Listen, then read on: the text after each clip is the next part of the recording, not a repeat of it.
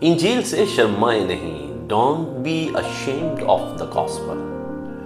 کیونکہ میں انجیل سے شرماتا نہیں، اس لیے کہ وہ ہر ایک ایمان لانے والے کے واسطے، پہلے یہودی پھر یونانی کے واسطے، نجات کے لیے خدا کی قدرت ہے، اس واسطے کہ اس میں خدا کی راست بازی ایمان سے اور ایمان کے لیے ظاہر ہوتی ہے، جیسا لکھا ہے کہ راست باز ایمان سے جیتا رہے گا. رومیو پہلا باب 16 اور 17 آیت.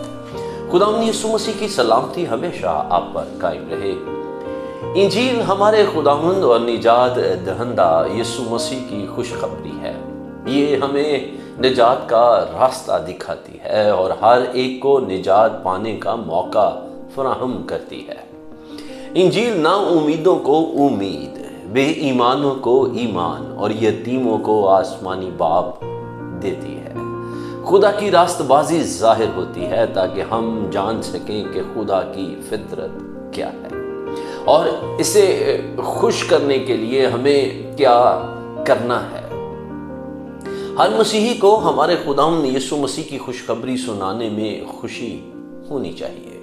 عزیزو، خدا نے ہر مسیحی کو خوشخبری یعنی انجیل سنانے کا حکم دیا ہے تاکہ بے دین اور ناراست مسیح یسوع کی پہچان تک پہنچ سکے. متی رسول کی معرفت انجیلی بیان 28واں باب 19ویں اور 20ویں آیت میں یوں آیا ہے، پس تم جا کر سب قوموں کو شاگرد بناؤ اور ان کو باپ اور بیٹے اور روح القدس کے نام سے بپتسمہ دو اور ان کو یہ تعلیم دو کہ ان سب باتوں پر عمل کریں جن کا میں نے تم کو حکم دیا، اور دیکھو میں دنیا کے آخر تک ہمیشہ تمہارے ساتھ ہوں. کوئی بھی مسیحی جو خوشخبری سنانے میں شرم محسوس کرتا ہے، اسے اس کی قیمت بھگتنا پڑے گی.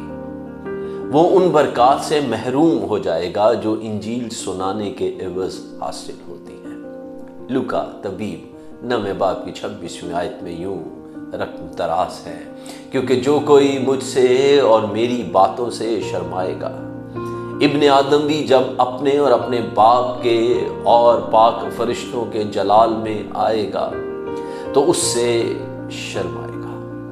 انجیل نجات کے لیے خدا کی قدرت ہے، اس لیے جتنا زیادہ آپ لوگوں کی نجات کے لیے خوشخبری کی منادی کریں گے، اتنا ہی زیادہ خدا آپ کی زندگی کو بدل دے گا اور آپ کو آسمان کی بادشاہی میں ایک بڑی میراث دے گا.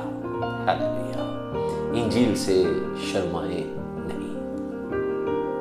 عزیزو، اگر آپ ان پیغامات سے برکت پا رہے ہیں تو برائے مہربانی ہماری مدد کریں. انجیل سنانے کا ایک یہ بھی طریقہ ہے کہ آپ ان سرمنز کو اپنے فیس بک پیج پر اور واٹس ایپ کے ذریعے یا یوٹیوب کے ذریعے شیئر کر سکتے ہیں. ہمارے یوٹیوب چینل کو لائک کیجئے اور سبسکرائب کیجئے اور اس کو شیئر کیجئے تاکہ لوگ خدا کے کلام کو، اس کے باتوں کو سنیں اور برکت پائیں.